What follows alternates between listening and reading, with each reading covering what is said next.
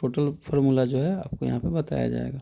Class 10th exam के लिए आपको काफ़ी यूजफुल होगा। अभी हम लोग पढ़ने वाले हैं एपी का, ठीक है ना। एपी मतलब समांतर श्रेणी, अर्थमेटिक प्रोग्रेशन का। यहाँ पे A, D, N, T N, S N. ये आपका क्या होता है, प्रथम पद होता है। डी आपका क्या होता है, सर्वांतर होता है, कॉमन डिफरेंस।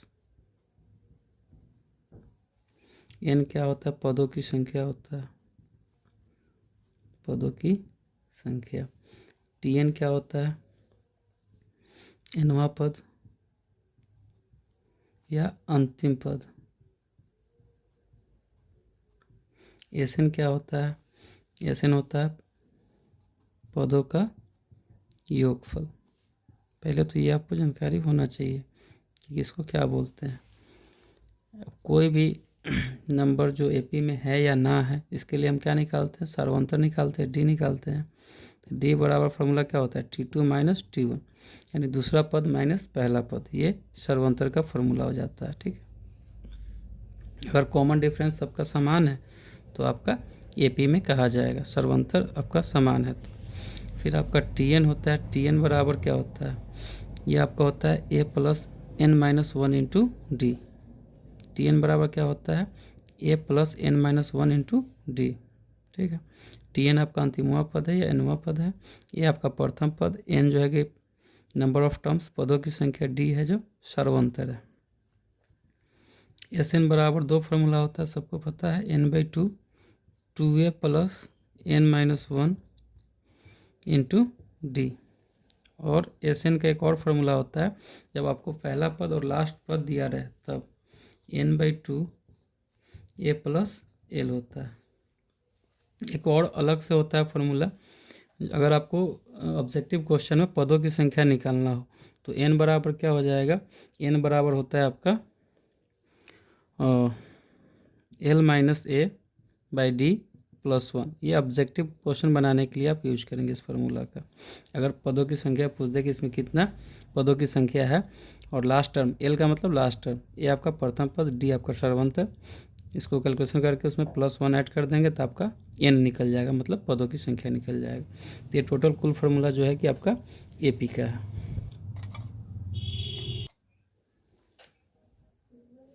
इसके बाद मेंसुरेशन का इम्पोर्टेंट फार्मूला पढ़ेंगे, ठीक है। क्षेत्रमिति एक बार रिवीजन कर लीजिए, इस सब पे क्वेश्चन आपका आएगा एग्जाम में। तो मेंसुरेशन में पहले आपका क्यूब होता है, क्यूब मान के चलते हैं कि ये क्यूब है, थोड़ा सा ये ज़्यादा लंबा हो गया ना, ये आपका क्यूब है।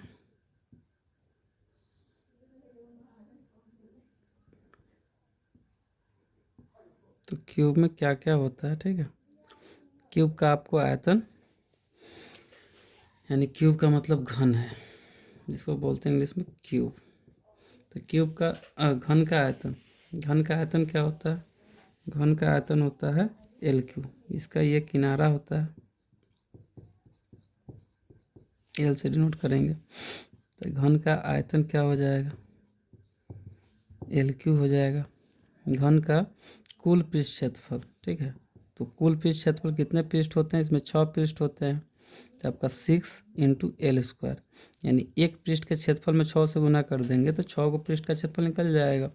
ये जो है ना सब, इसको मतलब 6 गो वर्ग से ये मिल के बना होता है। इसको जब अलग अलग कीजिएगा तो 6 गो वर्ग हो जाएगा। तो एक वर्ग का क्षेत्रफल क्या होता है, L²। टोटल 6 गो सरफेस है ना, तो 6 × L², 6L² हो जाता है घन का कुल पृष्ठ क्षेत्रफल।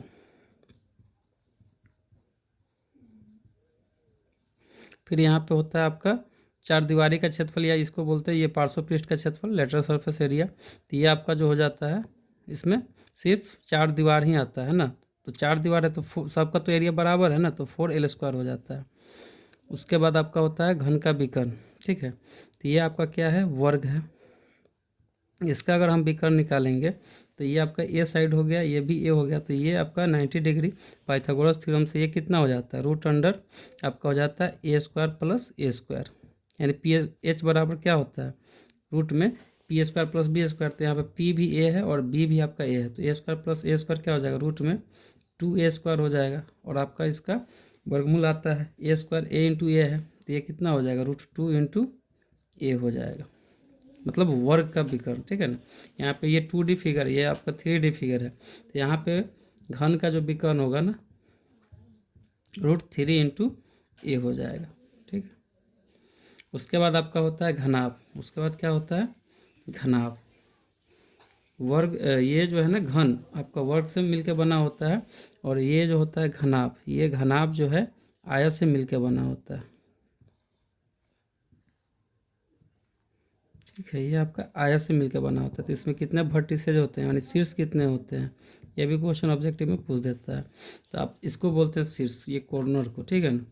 तो शीर्ष जो होता है आपका, शीर्ष आपका होता है यहाँ पे 4 ऊपर 4 नीचे 8 हो जाता है। सतह कितना होता है, सतह बोलिए या पृष्ठ बोलिए या इसको फलक बोलिए, ये कितने हो जाते हैं, तीनों बात एक ही हैं। ये कितने सतह हो जाता है, सरफेस कितने हो जाता है।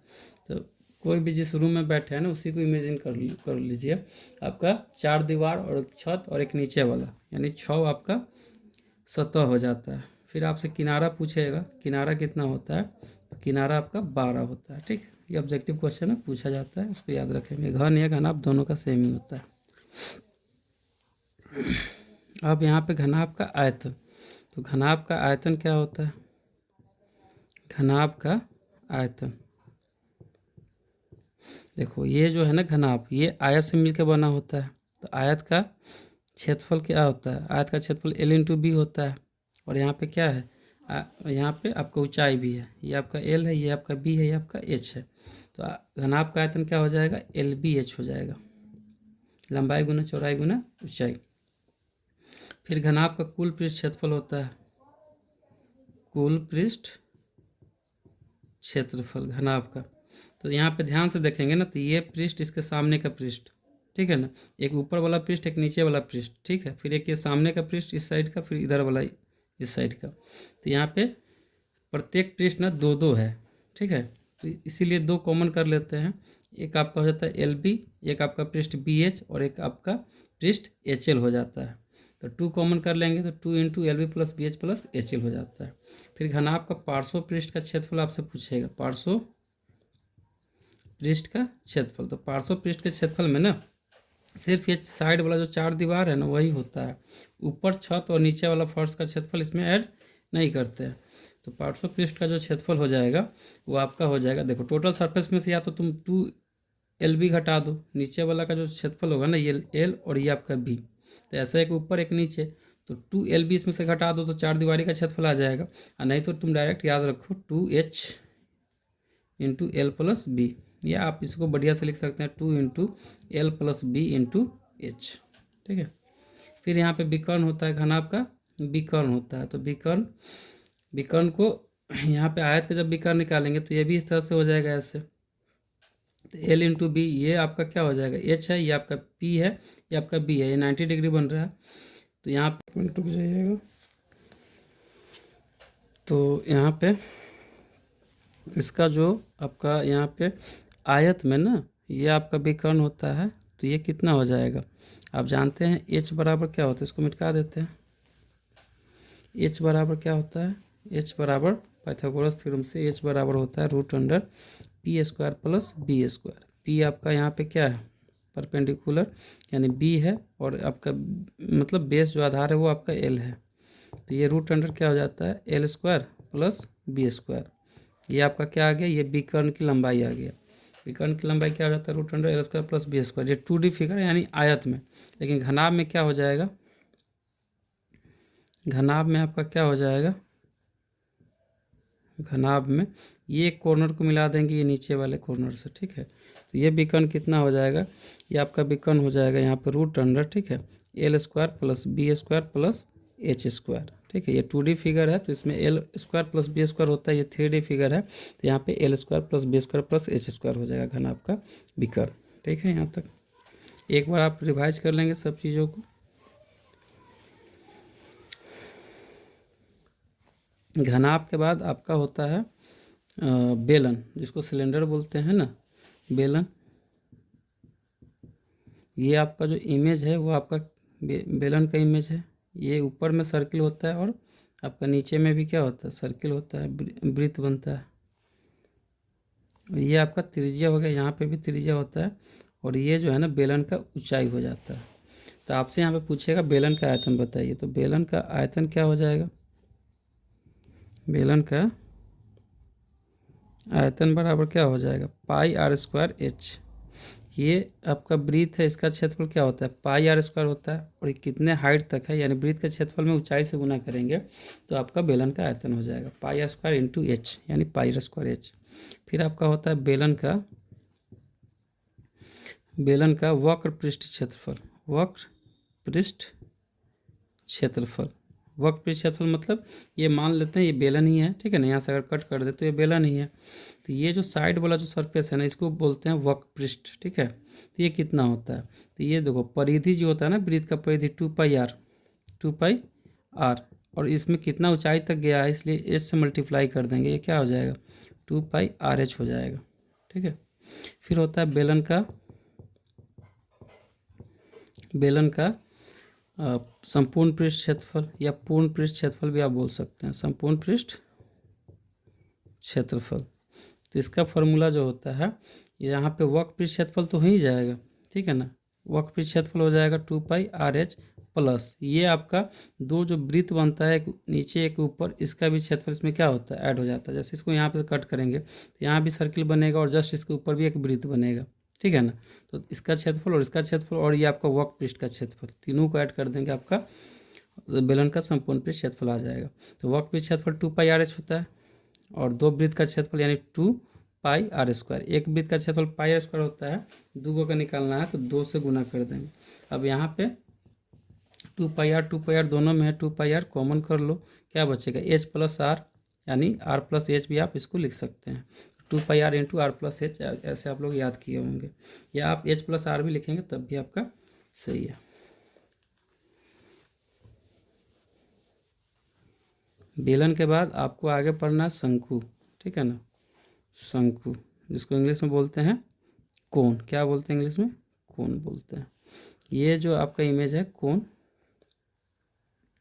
ये जो आपका इमेज है इसी को क्या बोलते हैं, शंकु बोलते हैं। तो यहाँ पे नीचे में भी एक वृत्त बनता है, बर्थडे वाला कैप आप लोग देखे होंगे, या आइसक्रीम वगैरह खाते हैं तो वो होता है, और ये आपका क्या हो जाएगा, ये आपका ऊंचाई हो जाएगा, और इसको बोलते हैं तिर्यक ऊंचाई एल, और ये आपका त्रिज्या हो जाएगा। तो यहाँ पे भी शंकु का आयतन पूछेगा, ठीक है ना। शंकु का आयतन क्या होता है, आयतन होता है आपका 1/3 पाई आर स्क्वायर एच, यानी बेलन का आयतन का 1/3 जो होता है वो आपका शंकु का आयतन होता है। फिर यहाँ पर वक्र पृष्ठ क्षेत्रफल, ठीक है, वक्र पृष्ठ क्षेत्रफल मतलब इस इमेज का चारों तरफ का पृष्ठ, इसमें वृत्त नहीं आएगा, सिर्फ ये चारों तरफ का एक, जैसे यहाँ से इसको कट कर देंगे ना तो ये शंकु बन जाएगा, ये छोटा वाला पार्ट। तो ये जो सरफेस है चारों तरफ का, यही आपका वक्र पृष्ठ क्षेत्रफल कहलाता है। वक्र पृष्ठ क्षेत्रफल क्या हो जाता है, पाई आर एल हो जाता है, याद रखेंगे पाई आर एल। फिर आपको संपूर्ण पृष्ठ क्षेत्रफल पूछा जाएगा, बेलन का शंकु का संपूर्ण पृष्ठ क्षेत्रफल। तो संपूर्ण पृष्ठ क्षेत्रफल क्या हो जाएगा, उसी तरह से आपका वक्र पृष्ठ क्षेत्रफल आएगा शंकु का, प्लस यहाँ पे एक वृत्त है तो एक वृत्त का क्षेत्रफल, यानी यहाँ पे लिख देते हैं, नहीं दिख रहा होगा, पाई आर एल प्लस एक वृत्त का क्षेत्रफल पाई आर स्क्वायर। अब यहाँ पे पाई आर है और यहाँ पे भी पाई आर है, तो यहाँ पे पाई आर कॉमन कर लेंगे दोनों में से, तो यहाँ पे क्या बचेगा एल प्लस यहाँ पे आर, यानी आपका शंकु का संपूर्ण पृष्ठ क्षेत्रफल क्या हो जाएगा, pi R into L plus R, ठीक है। शंकु के बाद क्या होता है, आपका गोला होता है। ये आपका क्या है, ये तो वृत्त बन गया, लेकिन उसको जैसे फुटबॉल, ठीक है ना, फुटबॉल का आपका क्या होता है, ये आपका गोला होता है फुटबॉल, और एक चूड़ी रख के ना, चूड़ी रख के साइड से खींच देंगे तो आपका वृत्त होगा। ये आपका फुटबॉल है और ये उसको हम गोला समझेंगे, ठीक है। तो यहाँ पे भी आपका क्या होता है, ये आपका रेडियस होता है, आपका रेडियस होता है, ठीक है, इसमें हाइट नहीं होता है। तो आपसे पूछेगा गोला का आयतन बताइए क्या होता है, गोला का आयतन फार्मूला याद होगा तभी क्वेश्चन भी बनेगा। तो गोला का आयतन जो होता है 4/3 पाई आर क्यूब होता है, ठीक है। और एक और संपूर्ण इसका होता है संपूर्ण पृष्ठ क्षेत्रफल या वक्र पृष्ठ क्षेत्रफल, एक ही होता है, ठीक है ना, दोनों एक ही होता है, और वो होता है आपका 4πr²। फिर अर्धगोला, इसी को अगर आधा पार्ट इसको काट देंगे ना, तो ये आपका जो बनेगा, ये आपका इमेज जो बनेगा अर्धगोला का बन जाएगा, ठीक है। तो ये आपका त्रिज्या हो जाएगा। तो यहाँ पे अर्धगोला का भी आयतन आपसे पूछा जाएगा, अर्धगोला का आयतन। तो अर्धगोला का आयतन क्या होता है, अब ये 4/3πr³ होता है, इसी को आधा कर दो। आधा करने के लिए क्या करते हैं, 2 से भाग करते हैं। जब इसमें 2 से भाग करेंगे 2 दूना 4, यानी 2/3πr³ हो जाएगा। अच्छा, इसका वक्र पृष्ठ क्षेत्रफल होता है भाई, वक्र पृष्ठ क्षेत्रफल, यानी ये जो साइड वाला जो पृष्ठ दिख रहा है ना, ये आपका वक्र पृष्ठ क्षेत्रफल होता है। तो अर्धगोला का वक्र पृष्ठ क्षेत्रफल होता है 2πr², याद रखेंगे, ठीक है, इंपॉर्टेंट इस पर क्वेश्चन रहेगा। फिर आपका यहाँ पे संपूर्ण पृष्ठ क्षेत्रफल, तो वक्र पृष्ठ क्षेत्रफल तो होगा ही होगा, और ये आपका जो एक सर्किल बन रहा है वृत्त, इसका भी क्षेत्रफल इसमें ऐड हो जाता है। तो अर्धगोला का संपूर्ण पृष्ठ क्षेत्रफल, संपूर्ण पृष्ठ क्षेत्रफल क्या हो जाएगा, यहाँ पे हो जाएगा 2πr² प्लस ये आपका πr²। तो 2πr² प्लस πr², 3πr²। तो याद रखेंगे, गोला का वक्र पृष्ठ या संपूर्ण पृष्ठ क्षेत्रफल 4πr² होता है। अर्धगोला का वक्र पृष्ठ क्षेत्रफल आपका होता है 2πr², और अर्धगोला का संपूर्ण पृष्ठ क्षेत्रफल होता है 3πr²। थोड़ा सा दिमाग में बैठाएंगे, बैठ जाएगा। तो ये आपका मेंसुरेशन का भी आपका कंप्लीट हो गया, जो भी फार्मूला होता है। चलिए, फिर अगले वीडियो में आपको फिर आगे इसका जो माध्यमातिका वाला क्वेश्चन फार्मूला है, फिर प्रोबेबिलिटी का फार्मूला है, फिर कोऑर्डिनेट ज्योमेट्री का है, तो इसको अगले वीडियो में बना के डाल देते हैं, ठीक है। अभी के लिए फ़िलहाल इतना ही।